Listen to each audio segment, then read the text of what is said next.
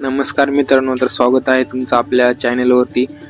तर आज आपण चाललो दगडूशेठ मंदिराजवळील भन्नाट असं स्ट्रीट फूड ट्राय करायला। चला तर मग जाऊया माझ्यासोबत। तर हा आहे आपला पहिला स्पॉट। तर हा मंदिराकडे जाणाऱ्या रस्त्याच्या जस्ट डाव्या बाजूलाच आहे। तर तुम्ही जर मंदिरापाशी कमी पैशात आणि चांगलं काहीतरी शोधत असाल तर हा स्पॉट तुमच्यासाठीच आहे। तेलाची क्वालिटी बघू शकता तुम्ही। पहिल्यांदा भटुरा त्यांनी बेलण्याने लाटून नंतर थोडा हाताने पसरवला आणि आता तेलामध्ये सोडला।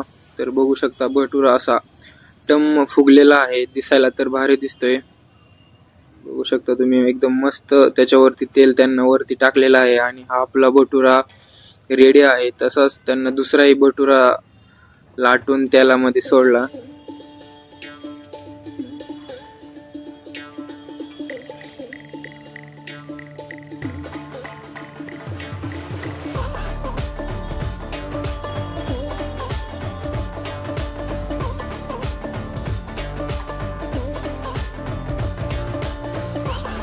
तर आपली प्लेट तयार आहे। त्यामध्ये त्यांनी 2 भटुरे, ठेचा, लोणचं आणि छोले दिलेत।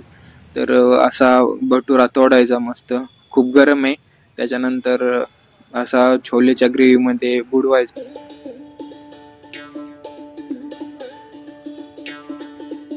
तर एकदम घट्ट आणि मसालेदार अशी यांची छोलेची भाजी आहे। तर थोडंसं तेलकट आहे, पण कॅलरी सारख्या क्षुल्लक गोष्टीचा इथे तुम्ही जास्त विचार करू नका। अजून एक घास घेतो। एकदम फ्लेवरफुल असं लागते आणि एवढ्या स्वस्त मध्ये तुम्हाला इथं कुठंच भेटणार नाही। तर तुम्ही एकदा आलात तर या जागेला नक्की भेट द्या।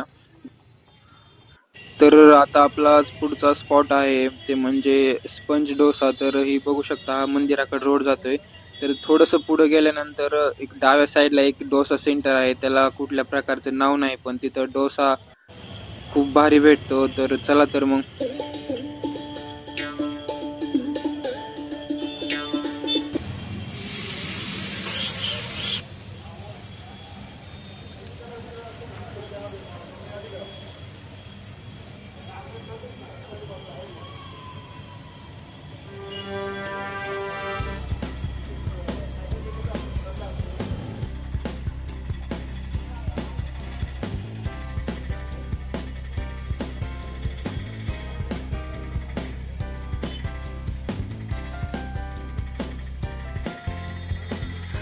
तर आपला डोसा आलेला आहे। भाजी आणि लाल चटणी आणि हिरव्या चटणी सोबत घेऊया। तर असं मऊ आणि लुसलुसीत असा एकदम डोसा आहे। तर बघा, हे खाताना पण असं हाताला लोणी लागते, एवढं लोणी त्यांनी 40 रुपयामध्ये टाकलेलं आहे। तुम्हाला इथं 40 रुपयामध्ये एवढा स्वस्त आणि चांगला डोसा कुठंच नाही भेटणार। तर मी हा डोसा संपवतो, तोपर्यंत भेटूया आपल्या पुढच्या स्पॉटला। चला तर मग जाऊया माझ्यासोबत।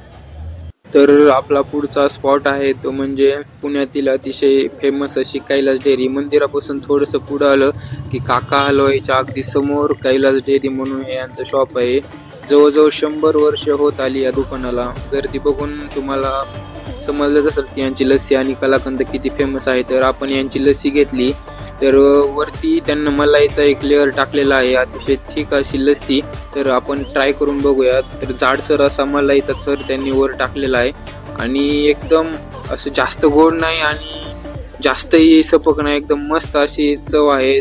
खाल्लं की ऑटोमॅटिक डोळे झाकतायत, आत्मा थंड होईल अशी यांची लस्सी। तुम्ही जर कधी आलात मंदिरासमोर तरी यांची लस्सी एकदा नक्की ट्राय करा। तर हा आहे यांचा कलाकंद, आपण कलाकंद पण घेतलेला आहे।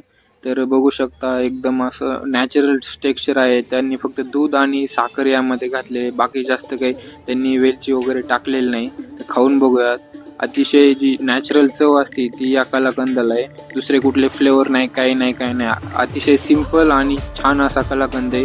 तुम्ही नक्की ट्राय करा जर कधी मंदिराजवळ आलात तर। चला पुढं। तर एवढं सगळं खाऊन आपण आलेलो आहेत पुण्यातील फेमस अशा शनिवार वाड्यामध्ये। तर हा फेमस 2 प्रकार आहे, एक म्हणजे ऐतिहासिक स्थळ म्हणून आणि दुसरं म्हणजे हॉरर प्लेस म्हणून।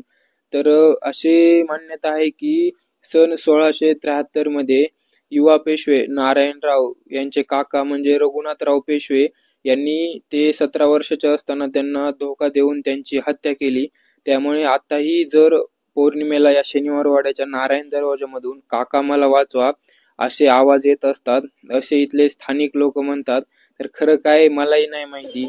तर तुम्हाला हा व्हिडिओ आवडला असेल तर चॅनलला सबस्क्राईब करा आणि भेटूया अशाच नवीन व्हिडिओ सोबत. तोपर्यंत खात राहा आणि मजा करा. बाय.